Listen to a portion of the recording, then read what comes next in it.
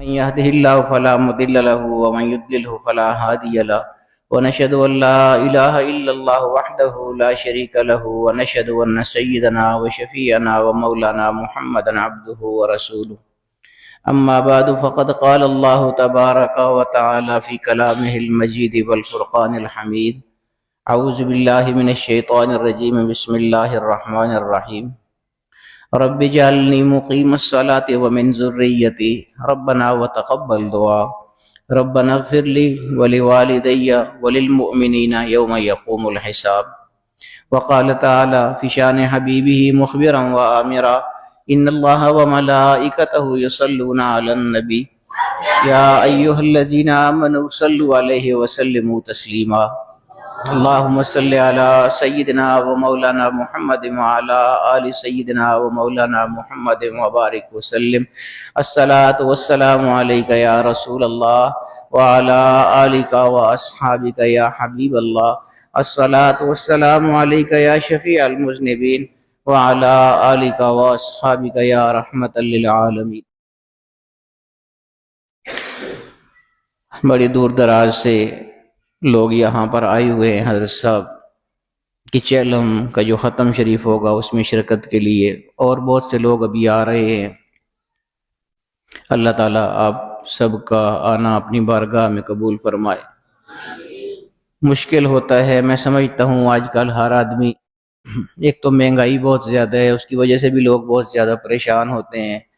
مہنگائی ہونے کی وجہ سے پھر وسائل کی کمی ہو جاتی ہے، ظاہر ہے بہت بڑا دور سے جو لوگ آتے ہیں بڑے کرائے لگتے ہیں ان کے، پھر اپنے کام چھوڑنے ہوتے ہیں، کوئی کام کرنے والے ہیں، کوئی ملازمت کر رہے ہیں، کوئی کاروبار کر رہے ہیں، تو سارے کام چھوڑ کے آنا بہت مشکل کام ہے۔ جو دکاندار آدمی ہوتا ہے، دکان والا ہوتا ہے، وہ تو ایک دو گھنٹے کے لیے کہیں نہیں جا سکتا، اتنا پابند ہوتا ہے، تو دو دو تین تین دنوں کے لیے آنا، یہ بلا شبہ آپ کی بہت زیادہ محبت ہے۔ اللہ تعالیٰ اس محبت پر بھی آپ کو اجر عطا فرمائے۔ قرآن کریم کی میں نے آپ کے سامنے ایک آیت پڑھی ہے، یہ ویسے اکثر لوگوں کو یاد ہونی چاہیے، چھوٹی سی یہ آیت ہے، اور سب سے بڑی بات یہ ہے کہ آیت کے ساتھ ساتھ بہت بڑی دعا بھی ہے۔ اپنے لیے بھی دعا ہے اس میں، اپنے والدین کے لیے بھی دعا ہے اس میں، یہ اللہ پاک نے خود سکھائی ہے قرآن کریم میں، اور اپنے لیے، اپنے والدین کے لیے، اور اس کے علاوہ جتنے بھی مومنین ہیں پوری دنیا میں، جہاں کہیں بھی کوئی مومن ہے وہ سب اس کو شامل ہے، اس دعا میں شامل ہو جاتا ہے وہ۔ تو یہ اس لحاظ سے بہت جامع دعا ہے کہ تمام مومنین جتنے بھی ہیں جہان میں، ان سب کے لیے دعا ہو جاتی ہے جب آپ یہ دو تین الفاظ پڑھتے ہیں۔ اس لیے ضرور کوشش کیجئے، اس چھوٹی سی آیت کو یاد کیجئے، رب اجعلنی مقیم الصلاۃ، اے میرے رب مجھے نماز قائم کرنے والا بنا دے، نماز کا پابند بنا دے۔ یہ ایک دعا ہے، اور نماز تو ویسے بھی آپ جانتے ہیں کہ بہت اہم چیز ہے، سب سے فرض عین ہے، سب سے بڑا فرض ہے نماز، وہ تو کسی حال میں اس کی رخصت ہی نہیں ہے۔ آپ دیکھیے نا، ہم لوگ جب صحت ہوتی ہے، ہماری تندرستی ہوتی ہے، توانائی ہوتی ہے، یعنی جب جوان ہوتے ہیں ہم لوگ، تو ہم لوگ اکثر نماز سے کوتاہی کر جاتے ہیں، اکثر رہ جاتی ہے نماز ہم سے۔ حالانکہ یہ ایسی چیز ہے، دیکھیں آپ، کہ کسی بھی حال میں نماز معاف نہیں ہے۔ بہت ساری چیزیں ایسی ہوتی ہیں نا، عبادات ایسی ہیں کہ اگر کوئی عذر آ گیا تو وہ چھوڑی جا سکتی ہے۔ مثال کے طور پر آپ یہ سمجھیں کہ روزہ ہے، اب آپ اگر نہیں رکھ سکتے تو چلے نہ رکھیں، بعد میں رکھ لیجئے، قضا کر لیں۔ اگر ایسی کوئی بیماری ہے کہ قضا بھی بعد میں پتہ ہے آپ کو نہیں کر سکتے، زیادہ بیمار جس طرح ضعیف لوگ ہوتے ہیں، خواتین، مرد نہیں رکھ سکتے، بڑی عمر والے، بیماریاں بھی ہوتی ہیں، شوگر کی کئی لوگوں کو تکلیف ہوتی ہے، تو وہ لوگ نہیں رکھ سکتے، بعد میں بھی نہیں رکھ سکتے، تو ایسی صورت میں پھر فدیہ دے دیا جاتا ہے روزوں کا۔ لیکن نماز دیکھیں، یعنی معذوری کی وجہ سے روزہ، آپ بیماری سے، معذوری سے مراد میرا بیماری ہے، آپ روزہ چھوڑ نہیں سکتے، بعد میں رکھ لیں گے، یہ ہے کہ وقت پر چھوڑ دیں لیکن بعد میں پھر اس کی قضا کریں گے آپ۔ نماز، اس کی اہمیت کا آپ اندازہ کریں، جس کو ہم اکثر بلا وجہ چھوڑ دیتے ہیں، محض اپنی سستی لاپرواہی کی وجہ سے چھوڑ دیتے ہیں۔ حضور علیہ الصلوۃ والسلام کو اللہ پاک نے کیا کیا اعزازات عطا فرمائے ہیں، یعنی جتنے بھی انبیاء ہیں سارے، سب کے امام حضور علیہ الصلوۃ والسلام ہیں، سب کی امامت۔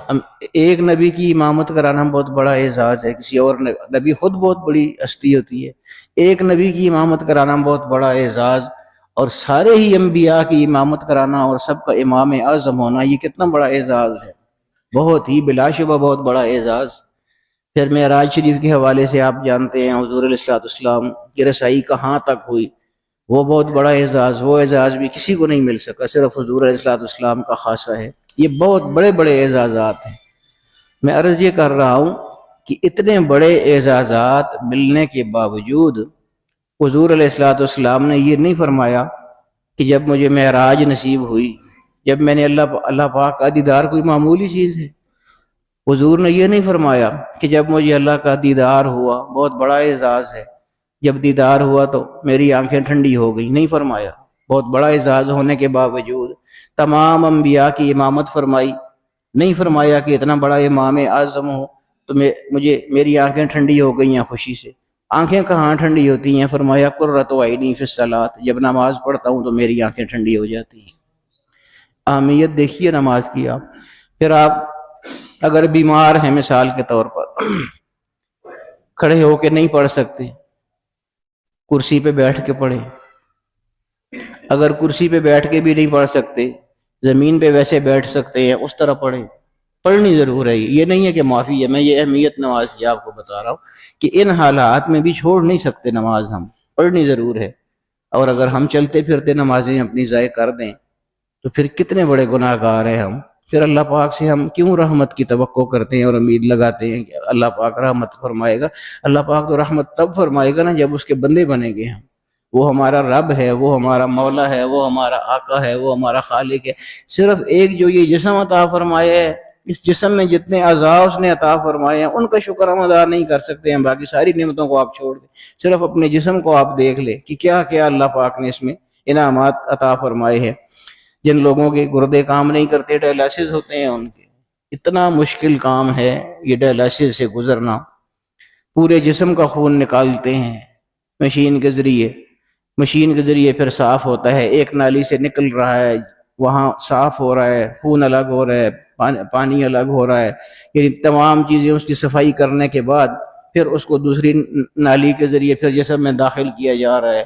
3-4 گھنٹے لگتے ہیں ایک ڈائلسس کرانے میں، اور 6-7 ہزار روپیہ لگتا ہے ایک ڈائلسس کرانے میں۔ جو گردے کے مریض ہیں، جن کو زیادہ گردے کی تکلیف ہوتی ہے، جو ڈائلسس بھی چلے جاتے ہیں، ایسے بھی ہیں کہ جن کو ہفتے میں 1 دفعہ نہیں 2 دفعہ کروانے پڑتے ہیں۔ 7 اور 7 14 ہزار کر لیں آپ، خرچہ 14 ہزار ہو گیا۔ تکلیف جو 3-4 گھنٹے والی ہونی ہے، جب ڈائلسس ہو کے رہتے ہیں اس کے بعد بندہ ہوش میں ہی نہیں ہوتا، اتنی تکلیف ہوتی ہے ڈائلسس کے بعد۔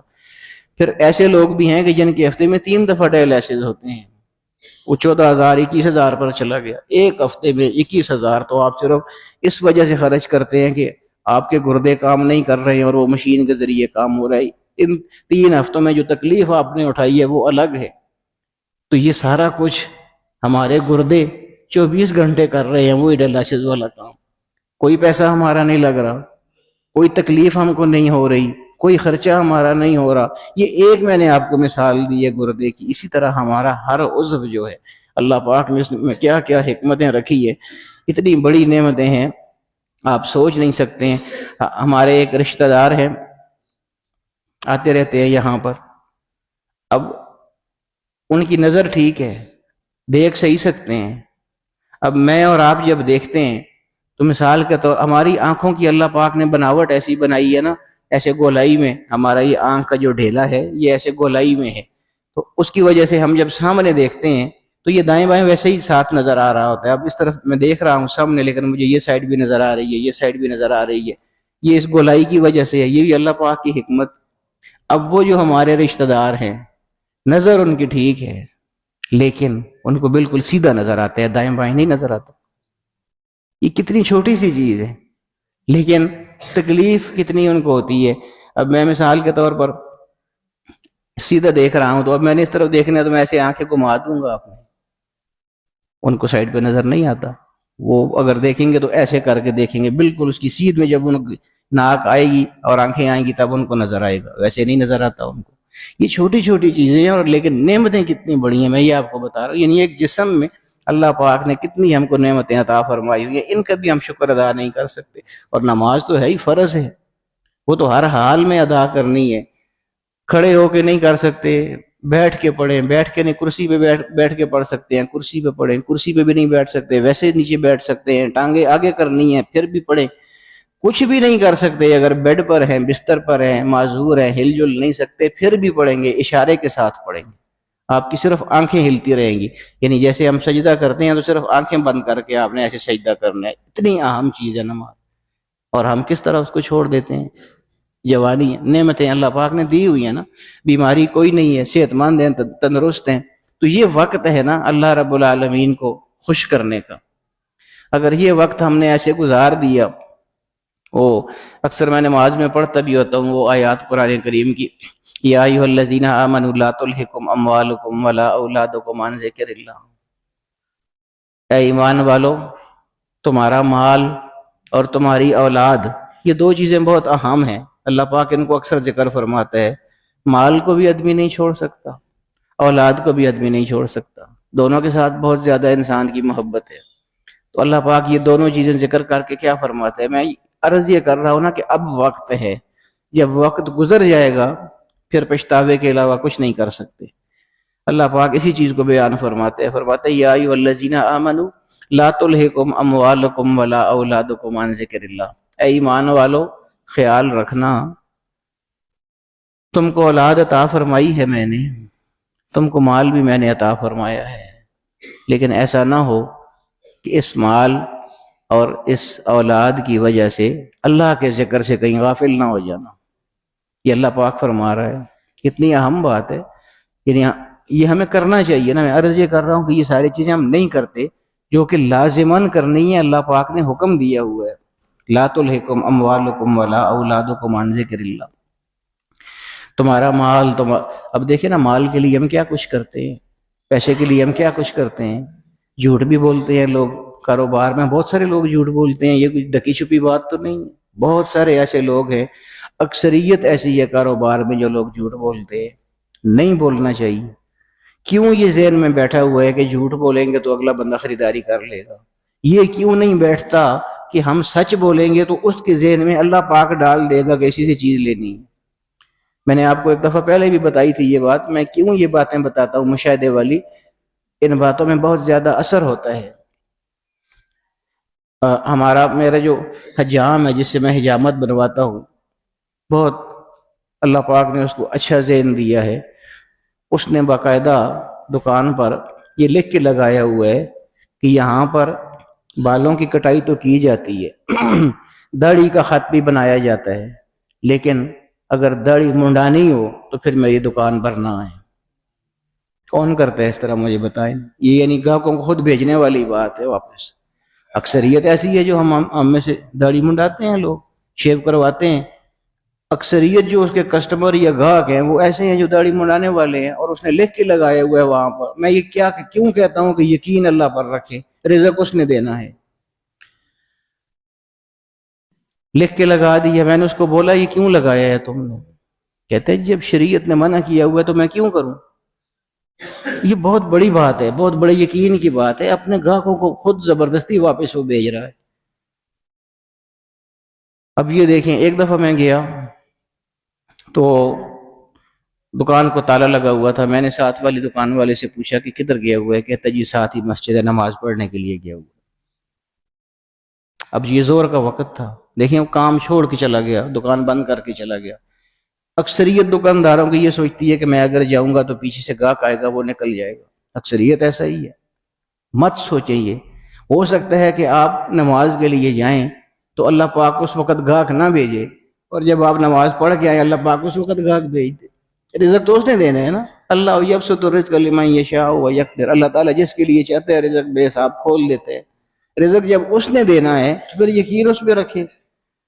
دکان کو تالا لگا کے وہ چلا گیا نماز پڑھنے کے لیے. ساتھ ہی مسجد تھی، میں بھی مسجد میں چلا گیا. میں نے کہا یہاں باہر کہیں بیٹھوں گا، اس سے بہتر ہے میں بھی مسجد میں جا کے کوئی پڑھنے لگ جاتا ہوں، جتنی دیر میں وہ فارغ ہوگا. میں نے جا کے دیکھا اس طرح جس طرح یہ ستون ہیں دو، اس طرح ادھر بھی ستون تھے.